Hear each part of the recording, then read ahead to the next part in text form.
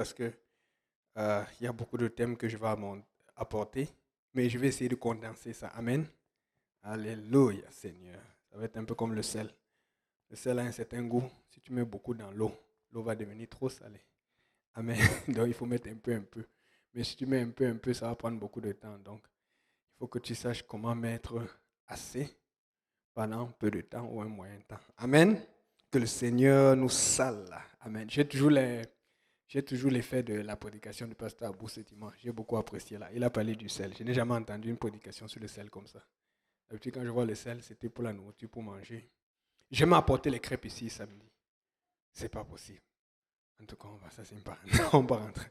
Hey! Parce que j'étais encore sous l'effet de... Vous savez, samedi, je suis passé, on avait fait quelque chose sur la sœur Bibiane. Je suis arrivé là-bas. Et puis, mais il y avait le héros. Ça fait longtemps que je n'ai pas mangé le héros. J'ai gardé ça 2 jours. J'ai rapporté ça. J'ai mangé au travail le lundi puis le mardi. Même le mardi qu'on est venu ici, on est dans la nourriture. J'ai gardé la nourriture. Je n'ai pas dit manger le héros à la place. C'est l'aliment que j'ai. Amen. C'est bon les affaires comme ça là. Donc quand on se rassemble à venir, vous ne savez pas ce qui va sortir. Un héros ou une crêpe. Ou présentez-vous en présentiel. Amen. La bénédiction là où 2 ou 3 sont rassemblés. Parce que le Seigneur est là. Amen. Ces bénédictions sont aussi là. La Bible dit, dans Genèse chapitre 3, versets 8 à 18. Et il entend... Ah non. C'est Genèse chapitre 6, désolé. Genèse chapitre 6, versets 8 à 18. Mais Noé trouva grâce aux yeux de l'Éternel. C'est avec ça qu'on avait fini. Et puis j'avais essayé d'apporter le fait que, écoutez, on va se dire, il y a les gens qui croient à la pré-tribulation, à la post-tribulation. Mais nous, on croit à l'enlèvement. Nous pensons que l'enlèvement va être avant la tribulation. Amen. Avant la grande tribulation, parce que ça ne fait aucun sens que l'enlèvement soit après la grande tribulation. On dit grande, on ne dit pas petite. Donc ça veut dire que dans la tribulation normale, c'est la tribulation d'un chrétien. Amen. Dans la grande tribulation, c'est celle que personne ne peut imaginer. C'est celle que, c'est-à-dire que tu ne veux pas marcher comme le monde marche alors que Dieu n'est plus là. On te zigouille. Tu choisis où tu meurs. Donc, ce que les gens veulent nous faire comprendre, qui croient après la tribulation, je n'ai rien contre eux, qu'après avoir souffert cela, il va encore avoir une période là où c'est comme si tu es en train de souffrir, puis on vient vous enlever. Mais le problème dans l'enlèvement, c'est que chaque fois que Jésus parle de l'enlèvement, chaque fois que Paul parle de l'enlèvement, chaque fois que Pierre parle de l'enlèvement, on parle du calme et des séductions. Si vous trouvez un endroit où on parle de l'enlèvement, où on vient t'enlever alors que tu es en train de courir, le seul endroit où on a fait ça, c'est quand Israël était en train de fuir l'Égypte, et puis on a envoyé l'eau, mais ils étaient là. Je ne vois aucun endroit dans l'enlèvement où tu es en train de souffrir, et puis après on vient nous enlève. Quand je lis la Bible, ça c'est très important que je dis parce que ça vous aide quand vous lisez, regardez bien. Chaque fois qu'on parle de l'enlèvement, on parle du voleur qui vient de la nuit. On parle de quelqu'un qui est endormi ou quelqu'un qui n'est pas éveillé ou qui ne prie pas. De quelqu'un qui est séduit. Allez regarder la Bible. Je ne vois aucun endroit où on fait référence de l'enlèvement alors que tu es en train de souffrir. Quand tu souffres, c'est parce que tu fais ce que Dieu t'a dit. Mais pas que tu es tribulé et puis après. Non. Chaque fois qu'on dit les gens qui vont rater sont les gens qui ne se faisaient pas attention. Veillez et priez. Amen. Veillez et priez, faites attention. Ce n'est pas la même chose que la grande tribulation. Donc, et la Bible dit ici, donc Noé, il a trouvé grâce parce que c'était un temps là où personne ne servait Dieu, personne n'aimait Dieu. Et la Bible dit que voici les descendants de Noé. La Bible dit Noé fut juste, intègre. Dans son temps, Noé marcha avec Dieu. Amen. Ça, c'est le verset par excellence de tout chrétien. Parce que des fois, vous allez comprendre que dans le temps de Noé, il n'y avait pas d'iPhone. Dans le temps de Noé, il n'y avait pas de micro. Comment il faisait pour parler aux gens? Comment il peut parler dans l'arche à tout le monde avec les animaux? Moi qui fais le bruit. Dans le temps de Jésus, il n'y avait pas. Comment il faisait pour parler aux foules? Il y a beaucoup de questions qu'il faut se poser. Foule de 5000 personnes, comment tu peux parler à une foule de 5000 personnes? Dieu faisait des miracles tous les jours avec le son. Il faisait le meilleur système de son. Parce que je vais demander au Seigneur comment tu as fait pour parler à 5000 personnes. Et il prêchait, il s'est mis sur le bord avec l'eau, le bruit des vagues. Et vous savez que les hommes et les femmes ensemble, il y a toujours quelqu'un qui parle. Il y a toujours quelqu'un qui est têtu. Comment il arrive à prêcher à tout le monde? Sans haut-parleur. Les puces électroniques n'existaient pas encore en ce temps. Amen. Donc il y a beaucoup de choses à comprendre là-dedans. Donc dans son temps, alors qu'il n'y avait pas d'iPhone, Alors qu'il n'y avait pas de Samsung, alors qu'il n'y avait pas de technologie. Je ne suis pas anti-technologie, mais je suis pour la bonne utilisation. Amen. Il a réussi à être juste. Si Noah était juste en son temps et qui n'a pas été pris, comment toi tu peux être juste dans ce temps? Qu'est-ce que tu peux faire qui est différent des autres? Qu'est-ce que tu dois faire qui n'est pas pour suivre le monde, mais pour suivre Jésus? Amen. Un exemple. Je peux avoir la Bible comme première application la plus importante ou la plus utilisée dans mon cellulaire. Vous savez qu'aujourd'hui, tu peux voir le temps que tu passes sur le cellulaire. Si tu peux voir le temps que tu passes sur le cellulaire, tu peux aussi voir l'application que tu utilises le plus. Donc, si vous voulez, on peut faire un défi. On va tous ouvrir nos cellulaires et puis on va là, on regarde les applications plus utilisées. Ceux qui veulent faire le défi, lèvent la main. Hi, je sens que ça va être un service de repentance. Alléluia. C'est ça que j'aime le Seigneur. Il sait des choses, il n'expose personne, mais il te parle doucement. J'aurais été fait ça. Amen. On ne va pas faire ça. Amen. On laisse le Seigneur s'occuper de ceux qui doivent être convaincus. Et la Bible dit que la terre était corrompue devant Dieu et la terre était remplie de violence. Et Dieu regarda la terre et voici elle était corrompue car toute chair avait corrompu sa voix sur la terre. Et Dieu dit à Noé, la fin de toute chair est venue devant moi car la terre était remplie de violence par eux et voici je vais les détruire avec la terre. Fais-toi une arche de bois de gopher. Tu feras l'arche par l'auge et tu l'enduras de bitume par dedans et par dehors. Et voici comment tu la feras. La longueur sera de 300 coudées, sa largeur de 50 coudées, sa hauteur de 30 coudées. Amen. Tu feras la fenêtre à l'arche, une fenêtre à l'arche, et tu l'achèveras à une coudée par en haut, et tu la mettras porte. Tu mettras la porte sur l'arche sur son côté, et tu feras un étage inférieur, un second, ainsi de suite. Et c'est sur ça que je vais insister aujourd'hui. Vous voyez qu'il y a beaucoup de calculs ici. Et les coudées. Je suis allé regarder les coudées. Combien ça faisait à peu près en pouces et tout. Je ne sais plus, un coudé, c'est 0,044-45 pouces. Mais je voulais évaluer c'était quoi la dimension. Et j'ai compris quelque chose. Que pour que Noé fasse cela, il fallait qu'il ait l'intelligence pour le faire. Est-ce qu'il avait déjà coupé le bois? Je ne sais pas. Mais Dieu a dû le former à un certain moment. Dieu a dû lui apprendre. Il ne s'est pas juste levé comme cela. Amen. Il a dit, Seigneur, comment? Donc, il devait avoir une relation avec Dieu pour savoir comment faire.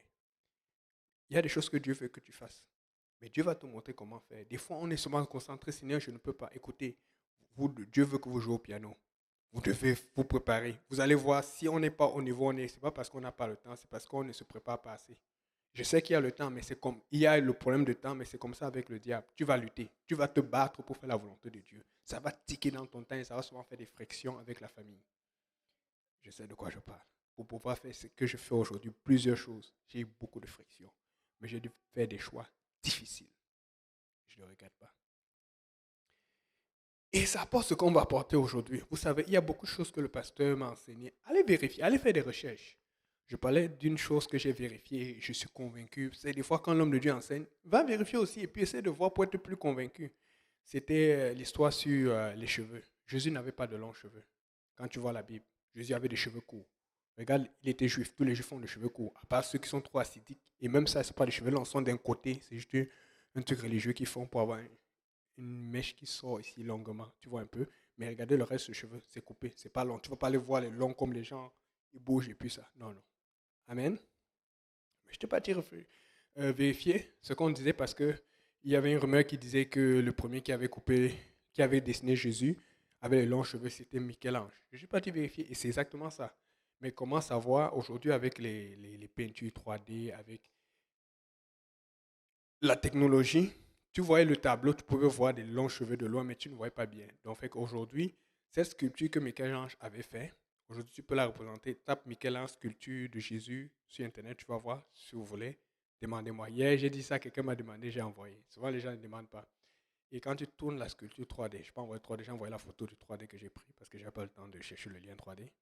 Tu vois bien que les cheveux sont longs. Et tu vois qu'il est marié, déposé. Et tu vas sur Wikipédia, tu tapes Michel-Ange, tu vas voir que quelque part, il mentionne son homosexualité parce que dans le temps, c'était caché. Mais on en parlait et puis on voit que non, maintenant, aujourd'hui, on dit que ce n'est pas un problème. Parce qu'il dit que ce n'est pas un problème. Mais pour le Seigneur, c'est un problème. Amen. Et donc, c'est une chose que j'ai vérifiée. Et une autre chose que j'ai vérifiée qui m'avait toujours touché, c'est que le pasteur avait parlé une fois du maquette qui avait été faite. Je suis allé au CLC dans le temps, j'ai acheté, je ne sais plus où se trouve le C d'aujourd'hui, mais je l'ai vérifié. Ils ont pris vraiment une maquette. Vous voyez les dimensions qu'on vient de vous donner, là. 300 coudées, ta, ta, ta. Ils ont fait le petit modèle. Le petit modèle, c'est-à-dire qu'on a divisé par un certain coefficient. Et quand on divise, on voit que ça donne toujours la même chose, mais en petite représentation. Là, on comprend ce que ça veut dire. Amen. C'est comme si ce tambour serait un tambour géant, mais ça, c'est la représentation d'un tambour géant qu'il y a peut-être au ciel. Je ne sais pas, on va voir au ciel. Il y en a un tambour géant. Et ils ont mis ça dans l'eau et ils ont fait un test qu'on appelle le test de tangage. Le test de tangage, c'est pour voir la stabilité d'un bateau dans l'eau. Et c'est ça qu'on utilise pour construire les bateaux, les sous-marins, les petits bateaux, même des pirogues spéciales que tu vois pour évacuer quand un bateau va faire naufrage. Et ce coefficient de tangage pour les dimensions qui ont été données par Dieu, c'était le plus stable. Quand ils augmentaient un peu la dimension de la hauteur, ou la largeur, ou la longueur, chaque fois qu'ils modifiaient, le bateau était moins stable. Quand ils faisaient exactement comme Dieu donnait, le bateau était le plus stable. Le centre de gravité était à l'intérieur même du parallélépipède. Dieu sait ce qu'il te demande de faire. Toi, tu ne sais pas. Tu dois faire confiance à Dieu. Mais il va mettre l'intelligence dans ta tête. Et c'est sur ça que je vais insister aujourd'hui. Nous tous, nous avons une forme d'intelligence. Mais qu'est-ce que nous allons dire à Dieu de l'intelligence qu'il nous a donnée? Comment nous l'avons utilisée? Amen. Et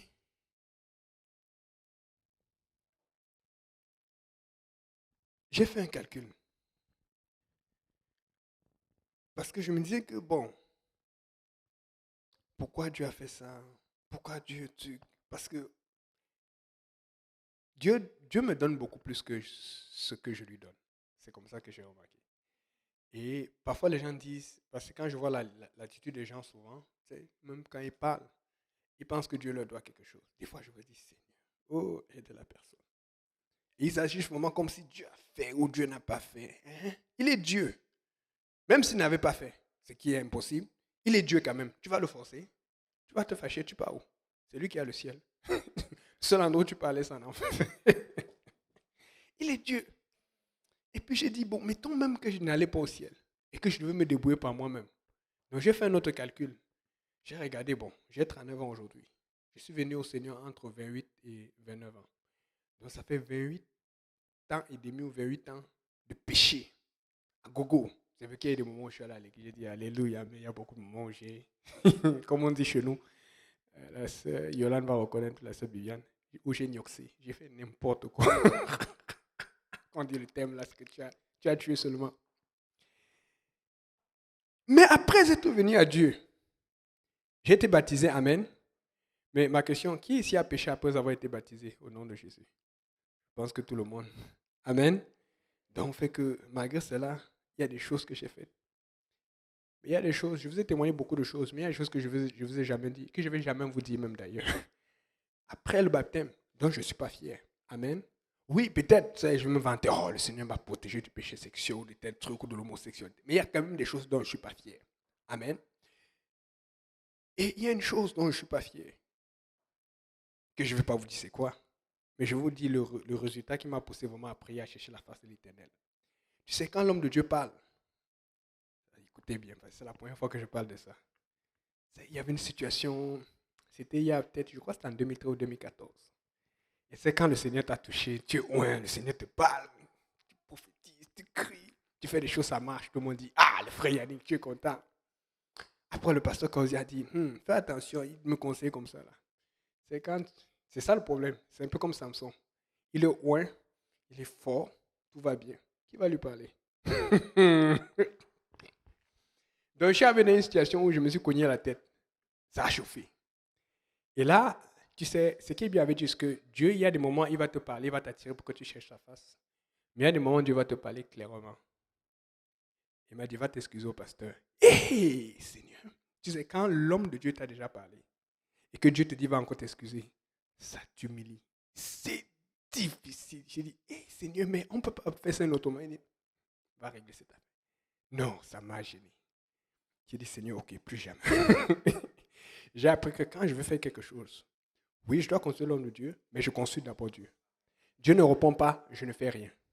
Mais ça ne veut pas dire qu'il ne faut rien, parce qu'il y a des choses que tu peux faire. Tu peux commencer à te préparer pour jouer au piano, avec ton intelligence. Tu peux commencer à te préparer pour faire autre chose, mais tu ne l'as pas encore fait. Ça, c'est le problème parce que quand on dit aux gens de consulter Dieu, ils vont commencer à dire Dieu ne m'a pas parlé. Non, non, non, non. Je dis mettre en action parce que moi, j'avais tellement d'idées, j'avais tellement de zèle que avant de consulter Dieu ou le pasteur, j'allais d'abord mettre en action. Et quand ça crée des problèmes, je vais vous raconter tout à l'heure, c'était un problème aussi que j'ai eu avec certains jeunes parce que j'essaie de leur dire attends, il faut d'abord prier avant de faire les choses. Parce que eux, comme j'ai dit qu'il faut évangéliser, maintenant ils veulent tout faire. Ça me met dans les problèmes. En tout cas, en tout cas, des fois, ils me demandent, c'est pas pour ça que je vois souvent la police quand je vais hors de Montréal là, et tout. C'est comme, tu as l'impression qu'on te voit, on te connaît. Ça te met dans des problèmes. Mais bon, le Seigneur sait comment il travaille. Amen. Et c'est là où tu comprends que quand le pasteur te parlait, tu n'écoutais pas. Tu le mettais aussi dans les problèmes. Tu le stressais. Et après avoir souvent cassé la tête du pasteur et affaire à ma tête, j'ai compris que, tu sais, il faut savoir vraiment consulter Dieu. Tu peux être touché, Dieu peut te parler. Mais est-ce que c'est dans le bon sens? Est-ce que tu es dans la bonne procédure? Est-ce que tu fais comme il faut? Amen. Parce que sinon, tu vas devoir t'excuser ou sinon, tu vas devoir faire ce que ça prend et puis tout le monde va savoir que les gens vont te regarder. On t'avait dit non. Le pasteur parle, il faut écouter. Tu es là, tu dis, toi-même tu écoutes. Et j'ai réalisé quelque chose que je savais déjà mais que je ne réalisais pas. Comme le pasteur Grand parle souvent. Les plantes, quand tu touches une plante, ça fait ça. Ça le stimule. Quand tu touches, quand un animal a faim, il a l'instinct. C'est une histoire qu'on raconte souvent. Le singe, pour la voir, tu prends une banane, tu mets dans le calebasse, ok? Tu laisses là, tu attires. Et quand il arrive, tu tires. Il va maintenant mettre sa main dans la calebasse pour avoir la banane. Et là, il voit le chasseur arriver. Au lieu de laisser la banane, il veut d'abord laisser parce qu'il a peur. Mais il pense toujours qu'il peut avoir la banane. Qu'est-ce qu'il fait? Il finit par se faire avoir parce que le chasseur a mis un filet pas loin et puis il est pris à cause de la banane. Parce qu'il a l'instinct. C'est un animal. Mais si tu fais ça à l'homme une fois, tu ne peux pas le faire ça deux fois. C'est pour ça que l'homme, quand tu l'as inondé avec le déluge et que tu l'as fait tomber, qu'est-ce qu'il a fait? Il a dit, on va construire une tour. Comme ça, si tu envoies encore l'eau, on va monter. Ils ont dit quoi? Il faut que la tour touche le ciel parce qu'il sait que Dieu ne peut pas inonder sa maison. Ouais, comment l'homme réfléchit. Il a oublié que Dieu avait dit qu'il n'y aura plus de déluge. Lui, il s'en fout. Il dit seulement que si on me punit encore, il va se punir aussi. Et donc, j'ai compris une chose, c'est que nous, les hommes, nous devons comprendre. Et comme je disais tout à l'heure pour la sœur, la belle-sœur du frère Saint-Plus ou d'autres personnes, pourquoi tu savais qu'il fallait prier, que tu priais, et tu as compris que ce que tu as eu t'a empêché de prier, mais pourquoi après tu ne réalises pas que c'est ça le problème? Pourquoi tu reviens toujours en arrière? On n'est pas assez intelligent. Comment on utilise notre intelligence finalement? Puisque nous comprenons cela au travail dans certains concepts évidents. Mais pourquoi on n'arrive pas à comprendre ça spirituellement? Amen. Et j'ai réalisé qu'il faut qu'on apprenne à changer. À changer et adopter d'autres attitudes, les bonnes aptitudes, quel que soit le prix à payer. Quelqu'un peut m'aider à lire Romains 3, verset 11 à haute voix.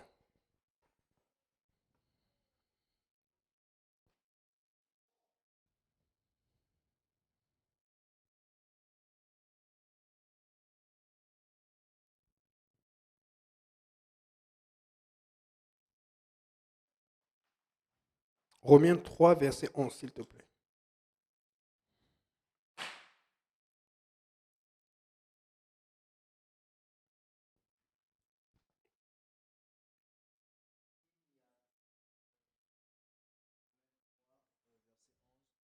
Nul n'est intelligent, nul ne cherche Dieu, tous sont égarés.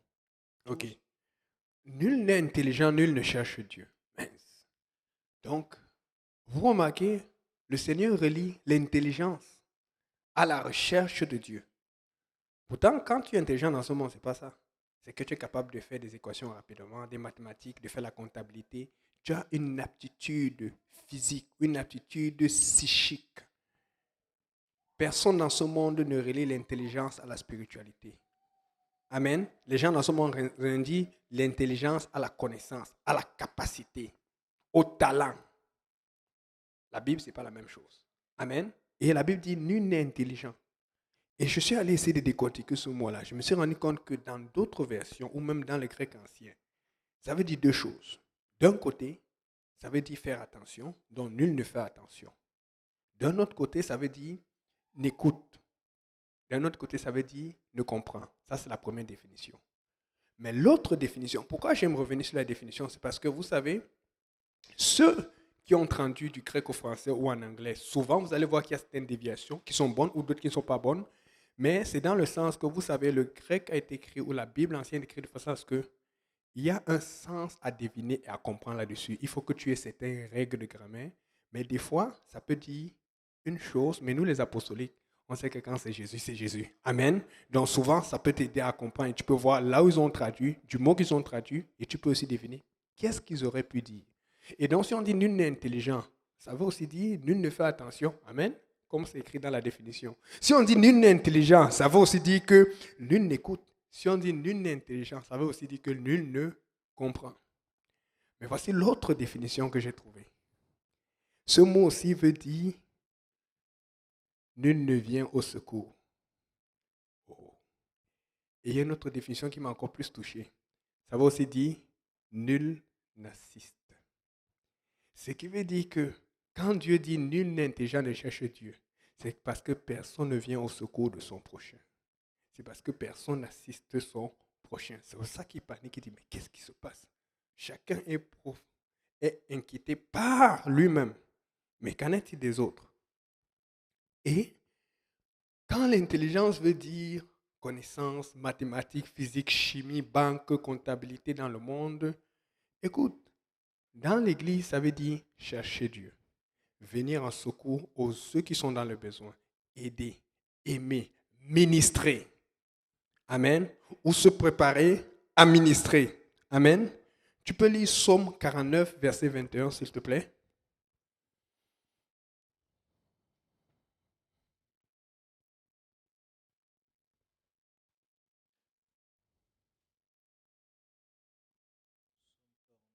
Verset 21. Oui.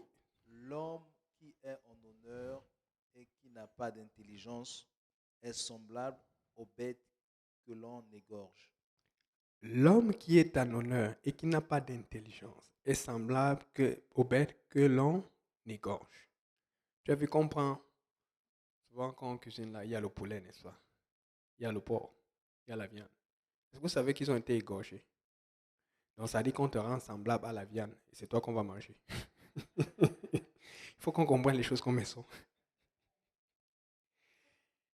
Si tu es en honneur sans intelligence, et vous comprenez que si tu essaies de mettre l'intelligence de l'être humain ici, ça ne marche pas.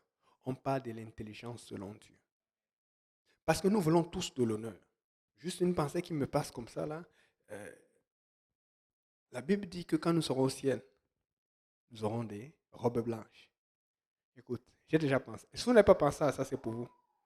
Moi, je me suis dit, comment je vais. C'est vrai qu'un homme ne porte pas la robe, mais le Seigneur montre qu'avant, on avait des robes. Amen. Ce sont des robes royales, parce qu'il y a des rois qui ont des robes royales. Donc, il faut être un peu fou. Tu sais, quand tu n'arrives pas à prier. Moi, je ne sais pas quand les gens qui n'arrivent pas à prier. Si je n'arrive pas à prier, je vais penser, je vais divaguer dans le Seigneur. Je commence à marcher, je me vois un peu en robe blanche.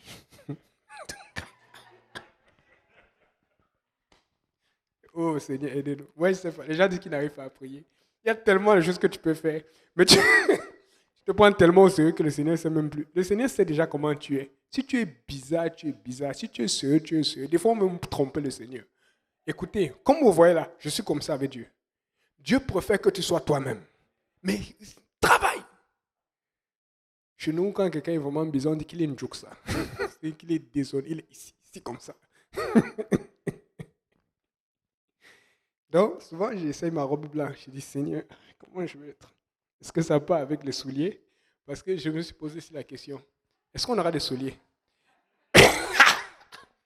Ouais, comment Dieu, c'est bon, non? Ou est-ce qu'on va être pieds nus? Est-ce que ça va être les pieds qui brillent?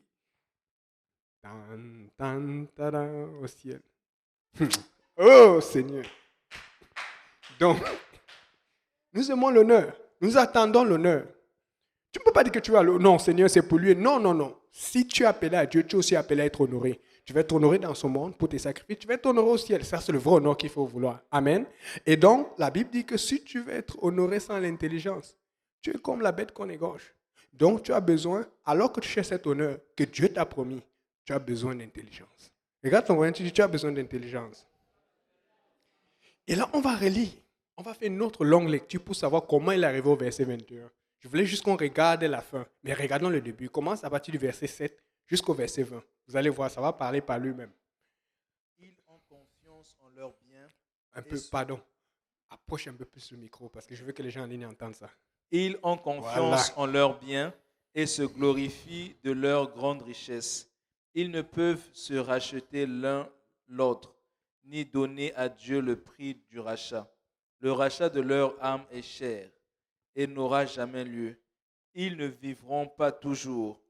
Ils n'éviteront pas la vue de la fosse, car ils la verront. Les sages meurent, l'insensé et le stupide périssent également. Et ils laissent à d'autres leurs biens. Ils s'imaginent que leurs maisons seront éternelles, que leurs demeures subsisteront d'âge en âge, eux dont les noms sont honorés sur la terre. Mais l'homme qui est en honneur n'a point de durée. Il est semblable aux bêtes que l'on égorge.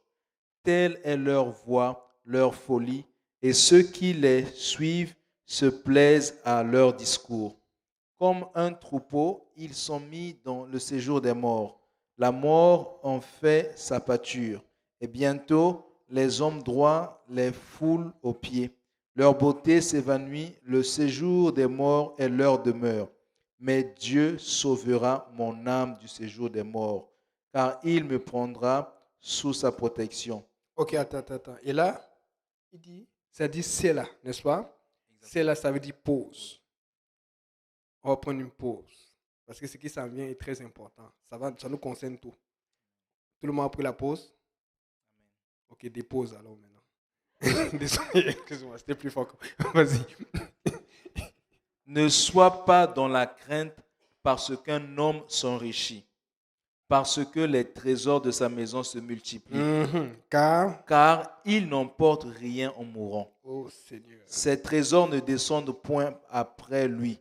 Il aura beau s'estimer heureux pendant sa vie, on aura beau te louer des jouissances que tu te donnes, tu iras néanmoins au séjour de tes pères, Qui ne verront jamais la lumière. Ce qui veut dire que pour être riche, ça prend de l'intelligence. Il faut être honnête. Amen. Tous, tu as vu les gens qui ont gagné au loto, qui ont eu de l'argent ou qui ont eu des héritages de leurs parents. S'ils n'ont pas été intelligents pour bien gérer cela, ou s'ils n'ont pas fait une formation d'école, ou ils n'ont pas eu confiance à quelqu'un qui est bien pour gérer leur argent, ils ont tout perdu. Amen. Ça prend de l'intelligence pour être riche et ça prend de l'intelligence pour demeurer riche. Mais ça prend aussi de l'intelligence pour être riche en Dieu. Et ça prend de l'intelligence pour demeurer riche. Mes frères, mes sœurs, je vais vous annoncer quelque chose que vous saviez déjà, mais il faut que j'insiste là-dessus. Quand tu es enfant de Dieu, il va toujours avoir une lutte entre comment tu utilises ton intelligence pour le monde et comment tu utilises ton intelligence pour Dieu. Tu vas devoir faire un choix. Et le choix que Dieu recommande, c'est d'utiliser son intelligence pour Dieu alors qu'on essaie de s'en sortir dans le monde. Mais il y a des gens qui mettent le paquet dans le monde et essaient de s'en sortir vers Dieu. C'est pour ça que ça ne marche pas. Dès que tu mets la priorité sur Dieu, ça va être toujours le ting. C'est l'argent. Il y a la paix. C'est toujours comme ça. Mais c'est ça que Dieu aime. Est-ce que vous savez comment Dieu est sur le trône? Et le diable, les gens sont en train de te parler. Et puis tu dis, non, moi je compte à Dieu. Il n'y a pas d'argent. Le Seigneur est mon rocher. Il est comme ça sur le trône. Mais ça, c'est quelle soeur, ça? Ça, c'est quel frère? Qu'est-ce qui va impressionner Dieu si ce ne sont pas les choses impossibles pour toi? On veut toujours que ce soit évident. Alors que Dieu veut que ce ne soit pas évident pour qu'il soit glorifié. Plus c'est difficile, moins c'est évident, plus Dieu donne la gloire. Et toi, tu dis, oh Seigneur, je vais te donner la gloire. Tu chantes ça tout le temps à l'église. Et quand Dieu attend maintenant, Seigneur, c'est difficile. Une autre épreuve. Dieu au contrôle de tout. Il a tout. Il a l'argent, il a tout. Mais est-ce qu'il a ton cœur? Est-ce qu'il a ton intelligence? Et j'ai fait une autre recherche. Alléluia. Ça m'a beaucoup touché. Est-ce que quelqu'un a déjà entendu parler du golfe de l'Alaska? Si j'avais eu du temps, j'aurais partagé ça en ligne, mais allez sur Internet maintenant, tapez golfe d'Alaska. Si vous êtes en ligne ou regardez ça après. que si vous regardez maintenant, vous n'allez pas pouvoir voir le direct. Amen. Allez regarder après. Le golfe de l'Alaska, ça existe jusqu'à aujourd'hui.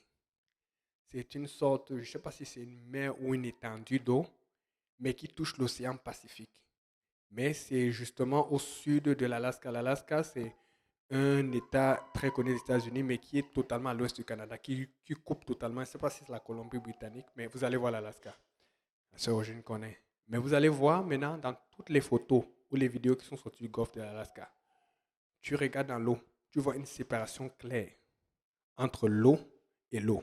D'un côté, c'est bleu, totalement l'océan Pacifique, tu te rappelles. De l'autre côté, c'est quasiment noir. Donc, il y avait une vidéo qui était sortie là-dessus et les gens commençaient à dire, les gens intelligents, qu'il y a une explication, que ça ne marche pas. Parce que tout le monde commençait à dire sur Internet que ça, c'est la main de Dieu. Et je vais vous dire que c'est la main de Dieu. Il y a tellement de choses qui sont là aujourd'hui que ce n'est pas explicable. C'est devant vos yeux. Et j'ai dit, donc on va lire. Parce que des fois, là, tu as envie. Ce n'est pas que je crois aux gens qui ne croient pas, mais des fois, comme ils sont intelligents, je sais que Dieu aussi m'a donné intelligent. Je veux qu'ils me convainquent pour me montrer que ce n'est pas de Dieu. Alors, il commence à analyser la vidéo. Il dit que cette vidéo, tout. Il a fait quelque chose qui était censé parce qu'il a été capable de me démontrer que la vidéo n'était pas dans le contexte qu'il a dit, qu'on a donné, que ça avait été donné à une autre date qui était 2 ans ou 3 ans plus tôt. Ça, j'ai compris. J'ai vu un peu, il a montré le montage là-dedans et tout. Mais voici ce qui m'intéresse à la fin. À la fin, il dit que, mais ça n'enlève pas le fait que c'est quand même au bon endroit qu'il a filmé. Même si la vidéo, il y a eu un montage pour montrer. Parce qu'il a fait le montage, parce que vous savez, dans le golfe d'Alaska, on dit là où deux océans se séparent. Nous, les chrétiens, vous connaissez, on va augmenter. C'est pas, non, il n'y a pas deux océans. Justement, il y a un océan. Mais l'autre, c'est le golfe, c'est comme l'eau, l'étendue qui longe la côte de l'Alaska. Amen. Donc, je ne peux pas dire que c'est deux océans. Je ne suis pas contre les chrétiens. Mais je comprends que les chrétiens en ont mis plus. Il est venu comme descendre. Mais quand il a descendu, il n'a pas dit qu'il est contre. Il a dit oui, c'est vrai que ce phénomène existe. Ah, j'ai dit, oh là, alors, il est intelligent. Il reconnaît le phénomène. Même s'il dit que la vidéo, il y a eu un truc et tout, il reconnaît que c'est là parce qu'on a beaucoup de photos, des milliers, des millions même dans le monde, et beaucoup de gens vont là-bas pour visiter. Et après, maintenant, dans son explication, il explique ceci, que maintenant, rentrons maintenant comment ce phénomène se passe. Il parle de sédiments, il parle de sel, et à cause des roches qui sont d'un côté, il y a un truc, je n'ai rien compris. Tout ce que je sais, c'est que quand tu vois l'eau, je vous dis, quelqu'un a cherché ça, n'est-ce pas? Fais partager la photo, pardon. Fais passer la photo un peu. Ce n'est pas un montage, c'est le vrai. Et il explique que ce sont des millions de mètres cubes d'eau. Et sur toute la distance, comment est-ce que les sédiments qu'il dit peuvent seulement être d'un côté. Allez faire l'expérience. Prenez l'eau qui est salée, l'eau qui est sale ou l'autre qui est truc. Prenez différentes eaux, faites plusieurs vases, mélangez ou mettez d'un côté. Même tu fais comment, ça va se mélanger. La couleur va toujours rentrer ou les composés. Il y a une façon en chimie pour mesurer le pH, le taux de sodium, le taux d'acidité. Il y a des choses, on a fait ça avant en chimie, les béchers ou le taux de sel. Après un temps, ça se mélange. Ça fait des milliers d'années que cet océan existe. Et depuis des milliers d'années, il y a toujours cette séparation. Mais lui qui est intelligent, il veut dire que cette séparation, c'est dû à des sédiments ou des choses qui sont d'un côté qui fait que la réaction, ça ne fait aucun sens. Écoute, il y a des gens qui sont tellement intelligents qu'ils sont idiots. Et il ne faut pas avoir peur de leur dire. Si tu ne veux pas l'intelligence de Dieu, tu es idiot. Parce que Dieu est le plus intelligent. Parce que Dieu, c'est lui-même qui m'a donné l'intelligence. Et cette intelligence doit me servir à louer le nom de l'Éternel. Les gens sont capables de nous expliquer que pour une raison, ce n'est pas ce que Dieu a fait. Donc, si je réalise, comme vous et moi aujourd'hui, que je suis intelligent, mais tout le monde est intelligent, j'ai été à telle école, j'ai fait ça et tout. Mais ça te sert à quoi si c'est seulement pour l'argent? Sincèrement, quotidiennement, aujourd'hui, qu'est-ce que tu fais pour mettre à profit ton intelligence pour le Seigneur? Et c'est pour ça que je dis qu'on ne se prépare pas. Parce que si tu veux le faire, si tu veux te lever maintenant, tu dis je vais être intelligent pour le Seigneur, ça ne va pas marcher. Il faut que tu l'utilises et tu le prépares. Il faut que tu fasses un plan avec ton intelligence, avec ton talent, ta capacité, et tu mets en pratique. Et pendant que tu le mets en pratique, tu consultes Dieu, tu consultes ton pasteur, mais ne commence pas à rester sur place, commence à faire quelque chose de ton intelligence. C'est ce que Dieu veut que tu fasses. Amen. Et les gens, Ils ont souvent peur de commencer. Amen. Je vais donner une anecdote. Frère Simplice, t'appelles le jour où on est parti prier chez la... Ouais, souvent l'orgueil, ça fait quelque chose. Hein. Le jour où on est parti prier chez la sœur Christiane. On a beaucoup prié. On a prié, tout le monde a senti la présence du Seigneur. Le Seigneur était bon. Après, sœur Eugénie était là, la sœur Karine est venue après. Et puis quand on part, la sœur Christiane est venue avec, c'est quoi, pâté haïtien. Ça fait longtemps que je n'ai pas vu ça. Mais c'est un jour, tu ne peux pas manger parce que j'avais un autre programme et tout. Donc, fait que quand je sors, je prends tous les pâtés, je donne au frère Simplice. Il dit non, il faut que je mange beaucoup. Je garde seulement un. Et quand elle est en train de partir, donc j'ai commencé à manger. Mais tu sais, quand tu manges quelque chose, tu ne sais pas que c'est bon comme ça. Là. Mais dans ma bouche, ça fait... Là, le frère Simplice est en train de partir. Là, j'ai deux choix. Soit je crie le frère Simplice, viens ou je l'appelle. Il dit, moi aussi j'ai affaire le sérieux. J'ai dit, va manger avec ta femme et tout. J'ai dit, hey, c'est encore quoi. Non, ça ne me paraît pas bien. Toi aussi, tu donnais d'abord, tu ne pouvais pas réfléchir. L'autre choix que j'avais, je pouvais rentrer les retrouver dans la maison pour dire, est-ce qu'il y a encore le pâté chinois? Et non, tu es d'abord sorti pour quoi? Amen. Le dernier choix, il dit, je pars aussi. La prochaine fois, je vais faire attention. Qu'on me donne, je vais au moins prendre 2 ou 3 avant de remettre. Mais voici là où je vais en venir. Peut-être que le Seigneur a déjà fait quelqu'un dire à la sœur Christiane que ton pâté chinois là est bon. Et on sait qu'elle cuisine souvent, mais peut-être que le Seigneur veut qu'elle commence à apporter le pâté chinois. Le pâté haïtien, pardon. Amen. Mais le problème, c'est que si elle fait ça une fois, on va tellement manger qu'on va attendre l'autre fois. Où là où je vais en venir.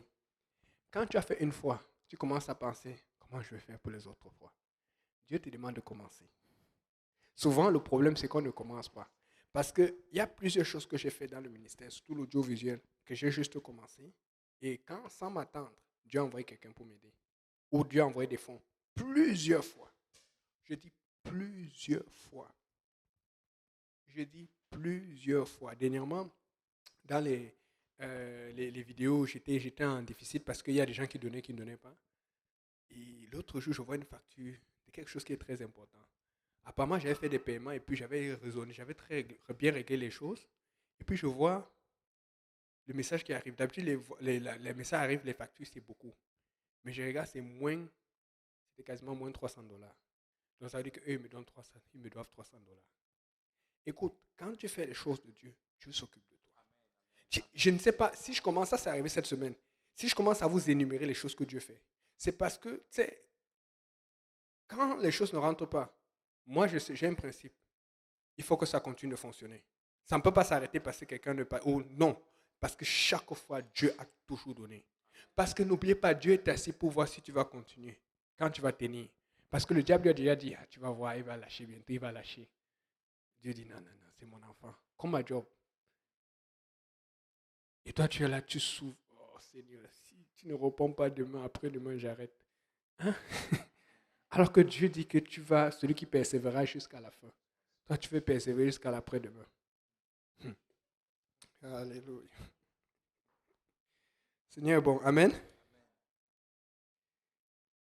Il faut que quelqu'un utilise son intelligence. Amen. Je vais vous lire un article où quelqu'un a utilisé son intelligence. Je découvre souvent des choses, je suis dépassé. Le titre, c'est un politicien en prison.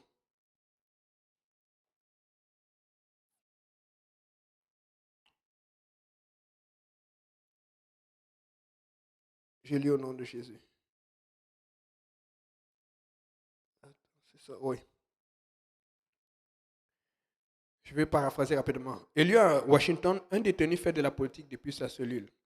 À quelques kilomètres des ors de la Maison-Blanche, un élu de Washington dispose lui aussi de son bureau, quoique pas exactement ovale, au nom de sa circonscription. Joël Gaston officie depuis sa cellule de prison. Incarcéré pour meurtre qu'il a commis quand il était adolescent, cet homme de 45 ans est devenu cet été le premier détenu de la capitale américaine à décrocher un mandat d'élu. Présentement aux États-Unis, il y a quelqu'un qui est en prison, mais qui fait partie des élus. Il a commis le meurtre il y a longtemps. Et c'est pas bon, c'est Agé qui était très jeune, mais il a été condamné à plusieurs années de prison. Mais à un moment, il s'est pris en main. Amen. Toi, tu n'es pas en prison. C'est quelqu'un d'intelligent, potentiel. Il aime beaucoup sa mère, il la met sa paix, la reine, elle a encouragé et tout. Et il a montré, il est passé par les médias sociaux, il a été connu et les gens ont pris son programme au sérieux. Et il a été élu. La loi américaine permet cela. Et c'est sûr que ça joue en sa faveur parce qu'il va sortir plus vite maintenant à cause de cela, parce qu'il est devenu un élu, tu vois un peu. Écoutez, ça m'a beaucoup touché. Quelqu'un qui se fait élire en prison. Hey! Mais tu vas tout voir dans ce monde. Des fois, j'ai l'impression que Dieu permet les choses même pour nous réveiller à l'église. Parce que pourquoi c'est toujours dans le monde où on voit ce genre de choses? Si quelqu'un il a commis un meurtre. Toi, tu n'as pas commis de meurtre. Mais tu n'es pas capable d'utiliser ton intelligence pour le Seigneur, pour l'évangile. Lui, il a une cause. Et on l'écoute. Dites-moi si vous voulez, je vous envoie l'article. Il s'appelle Joel Caston. Lors de l'entrevue vidéo depuis sa cellule. Il est en forme, bien tout, il fait attention. Il a même le truc pour s'équiper, quand tu es politicien, il faut être en forme et tout. Il est tout. Il met une cravate avec une chemise dans la cellule. Il a son bureau. Il reçoit ses appels, ses heures de travail. Et il est devenu ami avec beaucoup de gardiens. Il est très respecté maintenant en prison. C'est un politicien en prison. Il a compris que j'ai commis ce meurtre, j'étais jeune. Écoute, j'ai mis une croix dessus. Je vais changer. Mais ce n'est pas ce meurtre qui va m'empêcher d'avoir mes rêves. Il a toujours voulu être politicien. Il y a des gens qui ont commis des choses. Dieu a déjà pardonné depuis. Mais c'est à cause de ça que tu n'avances pas. Si Dieu a pardonné, pourquoi tu n'arrives pas à avancer? C'est le temps d'utiliser ton intelligence. Et j'insiste là-dessus.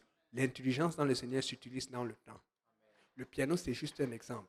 Mais tout ce que je veux, c'est que Dieu répande une notion sur chacun d'entre nous pour que quelqu'un puisse utiliser son intelligence comme il faut. Et qu'elle soit au service de l'Éternel.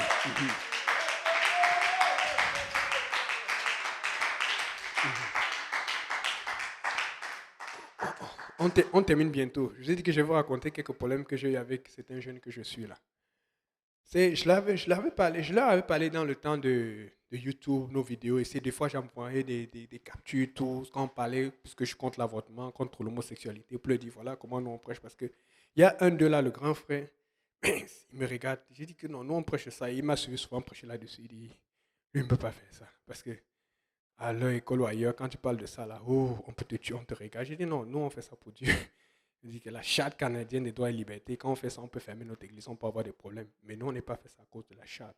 On fait ça à cause de la charte de Jésus. Amen. On prêche la vérité.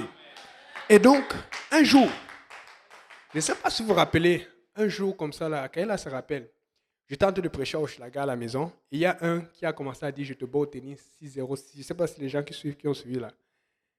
En fait, ce jour-là, c'était le jour. Il m'avait déjà vu, des vidéos, mais c'est le premier jour où ils étaient en train. Je ne sais pas ce qu'ils faisaient. Ils sont tombés sur moi qui prêchais ce jour. Et ils s'étaient surpris. Tu vois un peu? Et le petit frère, là, il voulait me faire un coup. Genre, il ne m'avait jamais battu 6-0, 6-0. Mais pour me faire parler, pour me faire interagir, il a commencé à me provoquer. Et les gens ont commencé à rire sur Internet. Ah, je te bats au tennis, je fais ça, pour me faire réagir. Et le grand frère, ce qu'il fait, si vous remarquez, j'avais mon cellulaire comme d'habitude pour pouvoir lire les versets de la Bible et partager. Mais il n'arrêtait pas de m'appeler. J'ai essayé de cacher ça en ligne, mais si vous regardez là, vous allez voir. Il ne m'arrêtait pas de m'appeler parce qu'il était comme tout excité. Ah, il est en train de prêcher, on va le déranger et tout, et tout, et tout. Mais le problème, c'est que depuis, j'essaie de leur parler de l'intelligence, comment utiliser pour tout. Et finalement, j'ai pu leur faire comprendre qu'écoute, quand on est en ligne, c'est pour la parole de Dieu, on ne fait pas le désordre. Sois un peu respectueux. C'est là où il a commencé à faire les Amen, tout, oui, c'est là où il a commencé à dire que Dieu bénisse frère Saint-Pierre, frère Brunel, sœur Yolande et tout. Bon. Là, il a commencé à comprendre. Ça a pris du temps. Parce qu'il dit, on n'est pas désordre en ligne. Mais maintenant, voilà, quand tu parles, ils te testent maintenant juste pour te déranger. Ils sont en train de suivre. Donc, maintenant, le problème, c'est ceci. Là, il fallait évangéliser. Ils ont commencé à évangéliser. Mais le problème, c'est que avec les gens, le rapport, tu sais, quand quelqu'un est de ton âge, c'est un peu plus difficile. Tu vois un peu? C'est plus les gens que tu enseignes les coups de tennis, ils sont plus jeunes que toi, c'est facile. Et donc, eux, comme on l'a dit, la Bible dit il faut parler de Dieu à tout le monde. Amen. Il faut parler de Dieu à tout le monde. Amen.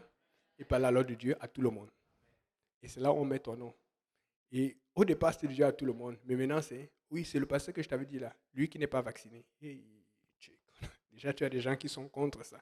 Imagine maintenant, on dit, donc c'était en plus lui. Donc, fait que d'autres gens reçoivent ça bien, d'autres gens reçoivent ça.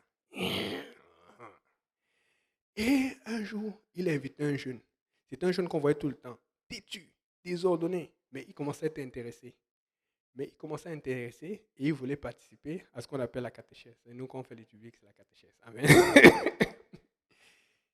Mais le jour où il devait participer, je ne sais pas comment ça s'est passé, sa mère a su et sa mère m'a écrit. Je ne veux pas que mon fils fasse partie des choses comme ça. Laissez-le tranquille. Au départ, j'ai dit, oui, il faut évangéliser, mais j'essaie de faire comprendre qu'il faut d'abord aller mollo parce qu'il y a des gens qui ont des parents, tu vois un peu. Mais tu es bloqué parce que c'est toi qui leur as appris à évangéliser, à dire qu'il faut parler de Dieu à tout le monde. Maintenant, si tu les stops, tu risques plutôt les perdre parce que ça va les confondre. Donc, tu es obligé de les laisser et de prendre les pots cassés. Et c'est là où j'ai compris que voilà pourquoi le pasteur disait, fais attention Yannick, moi pour moi je devais sauver toute la planète. Et donc j'allais aller dans des endroits où des fois les gens ne veulent pas être sauvés, ils veulent juste discuter, mais ça allait créer des problèmes. Amen. On a besoin d'intelligence aussi pour utiliser la sagesse. Amen. Et puis encore l'autre jour, on est en train de parler, il dit, ah voilà le pasteur que j'ai dit, un autre jeune encore plus jeune. Mais le problème c'est que quand il parle de moi et qu'il invite, il oublie que le jeune va aller dire à sa maman. Et il n'a pas arrêté de faire cela. Là, je suis bloqué. J'ai dit, oh Seigneur. Le Seigneur dit, c'est toi qui les as enseignés, n'est-ce pas? Dis à ton voisin, utilise ton intelligence. Amen. Donc, fait que s'il y a des jeunes qui sont en feu pour le Seigneur et qui vont le faire comme cela et que ça va créer des problèmes, mais pourquoi toi, tu ne peux pas le faire? Qu'est-ce qui nous dérange? Parce que j'aime mieux ça que quelqu'un qui est toujours en train de m'écrire quand tu es en train de prêcher ou de t'appeler pour faire des cours. J'ai dit non, il faut être sage. Amen. Parce que là, on n'est pas en train de gagner des âmes. Mais là, on est en train de parler de Dieu. Et il y a beaucoup de gens qui ont entendu parler de Jésus-Christ ces derniers mois à cause de cela. Beaucoup, je vous dis. Beaucoup, beaucoup, beaucoup. Amen. Comment tu utilises ton intelligence? Amen. Et un autre jour, tu sais, des fois, tu essaies de leur dire, Seigneur, touche-les pour qu'ils prient. Il y a un qui ne voulait pas prier, le dernier. Les deux, un peu, lit la Bible, prie, mais le dernier, rien. Et on continue de prier et parler parce que tu dis, quand tu es intelligent, tu ne fais pas juste un ministère, tu pries. Et voici ce qui s'est passé. Un jour, le dernier, il était en train de jouer un tournoi de tennis. Et c'était chaud. Il voulait gagner. Il voulait gagner. Mais le problème, c'est qu'il était fatigué parce qu'il jouait contre quelqu'un de plus fort que lui. Et voici ce qu'il me raconte. Il a dit, parce qu'eux, ils ne connaissent pas encore. Seigneur, mon roi, mon sauveur et tout. Ils ont une façon de dire. J'ai dit, Dieu, si tu es avec moi. Mais c'est comme ça. Dieu aide-moi, je suis fatigué. C'est qu'il n'a pas prié pour gagner. Il a prié pour avoir l'énergie, pour être. Il dit que quand il a prié comme cela, il a senti une force. Il dit que, après, voici le terme, il dit que j'ai seulement démoli le gars. Il a gagné le match en 3-7. Comme il était content. Il dit depuis le jour, il a dit, ok, j'ai compris, je vais prier. Si tu es intelligent, continue de parler. Peut-être quelqu'un ne comprend pas, mais il va finir par comprendre. Dieu va lui parler. Mais si tu ne lui parles pas, comment est-ce qu'il va comprendre? Continue de faire ministère parce que des fois, quand on fait ministère, alors qu'on a investi dans le temps, dans l'intelligence, on a l'impression que ça ne donne pas. Mais Dieu va faire le reste. Fais ce que tu peux. Et au-delà de ce que tu peux, Dieu va continuer. Amen. On va s'élever, on va prier pour que Dieu nous donne l'intelligence. Comme je l'ai dit, on va finir tôt parce qu'on veut vraiment pouvoir passer du temps ensemble. Si le frère Moria peut venir au piano. Alléluia, Seigneur Jésus. Oh Seigneur, Père éternel, Papa, Seigneur, dans le temps, Seigneur. Ma prière est vraiment qu'à partir d'aujourd'hui, je ne sais pas ce que tu vas faire, je ne sais pas ce que tu vas choisir, mais chacun a son talent. Je ne suis pas là pour te donner la direction, c'est Dieu qui va te donner. Mais je suis là pour t'insuffler la volonté du Seigneur, t'insuffler la motivation. Va, fais comme le Seigneur a dit, fais tes calculs, regarde ce que tu peux faire. Mais tu as un impact sur le ministère, tu as un impact sur le royaume que tu ne sais même pas encore. Amen. Et commence à faire des calculs et dit, Seigneur, je vais y arriver dans 1 mois, dans 2 mois, dans 3 ans. Je vais y arriver, mais fais quelque chose. Ce n'est pas juste venir à l'église, ce n'est pas juste participer, c'est aussi t'impliquer. Amen. Si les soeurs peuvent venir pour le chant, s'il vous plaît. Alléluia, Seigneur Jésus. Et puis on va continuer, on va commencer directement en même temps à servir. On ne va pas attendre. Oh Seigneur, bénis ce repas, bénis le temps de fraternité que nous allons envoyer, que ta main soit sur nous. On va commencer à arranger les chasses et les choses. On va essayer d'être plus rapide. Amen. Alléluia.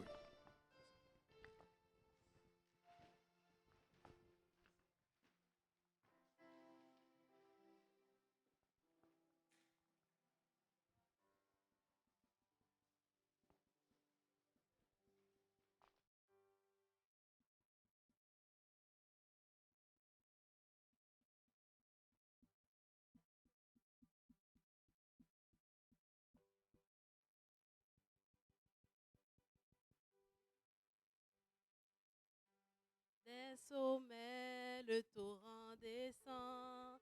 Sur tout son parcours, il répand la fraîcheur. Dans les prairies et dans les vallées, la source déborde, la rivière est ici. Des sommets, le torrent descend.